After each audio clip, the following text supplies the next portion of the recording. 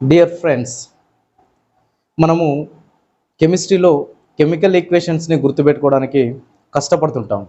కానీ చిన్న టెక్నిక్ ద్వారా మనం ఈజీగా గుర్తుపెట్టుకోవచ్చు.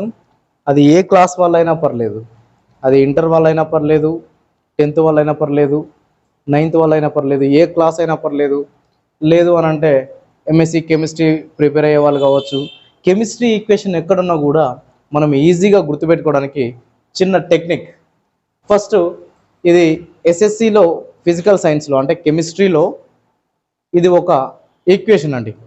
ఈ ఈక్వేషన్ను గుర్తుపెట్టుకోవడానికి కష్టంగా ఉన్న వాళ్ళు మనము దాన్ని ఏదైనా మనకు ఇష్టమైనటువంటి ఒక మూవీ సెంటెన్స్లోకి కానీ ఏదైనా మన ఇష్టం ఉన్న సెంటెన్స్లోకి మార్చుకోవచ్చు. ఏ విధంగా చూద్దాం.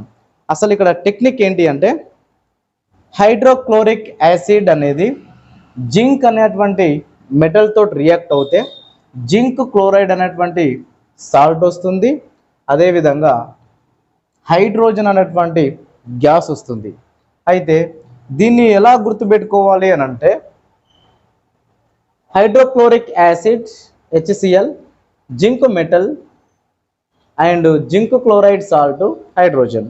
ఫస్ట్ మనము హైడ్రోక్లోరిక్ అనే యాసిడ్ జింక్ మెటల్ని తీసుకొని రియాక్ట్ చేస్తున్నాం అన్నమాట. హైడ్రోక్లోరిక్ అనే యాసిడ్ జింక్ తోటి రియాక్ట్ అయితే ఇక్కడ చూడండి, ఇందులో ప్లస్ ఉంటుంది, మైనస్ ఉంటుంది, ఇందులో ప్లస్ ఉంటుంది, ఇందులో ప్లస్ మైనస్, అంటే ఇందులో ఉన్న మైనస్ ఇందులో ఉన్న ప్లస్తో రియాక్ట్ అయ్యి ఇందులో ప్లస్ మైనస్ రియాక్ట్ అవుతుంది, మిగిలింది ఒక గ్యాస్గా రిలీజ్ అవుతుంది. ఓకే, ఇప్పుడు దీన్ని గుర్తుపెట్టుకోవడానికి ఫస్ట్ టెక్నిక్ చూద్దాం. హైడ్రోక్లోరిక్ యాసిడ్ జింక్ అనే మెటల్ తోటి రియాక్ట్ అవుతే జింక్ క్లోరైడ్ అనే సాల్ట్ వస్తుంది, హైడ్రోజన్ అనే గ్యాస్ వస్తుంది.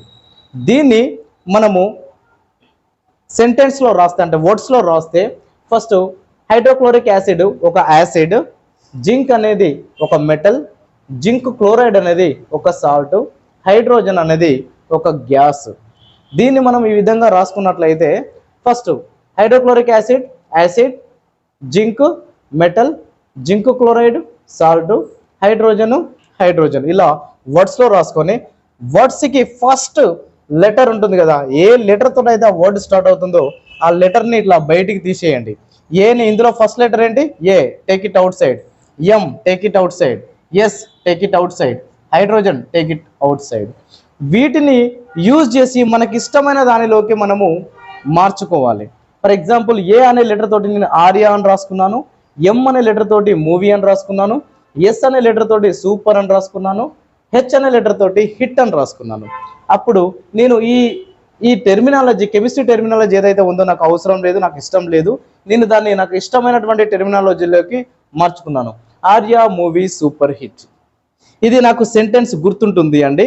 అప్పుడు నాకు ఎగ్జామ్లో ఈ మెటల్ యాసిడ్ రియాక్ట్ అయితే ఏమవుతుంది అని చెప్పేసి క్వశ్చన్ వచ్చింది అనుకోండి, అప్పుడు నేను ఆర్య మూవీ సూపర్ హిట్ అని సైడ్కి రాసుకుంటాను.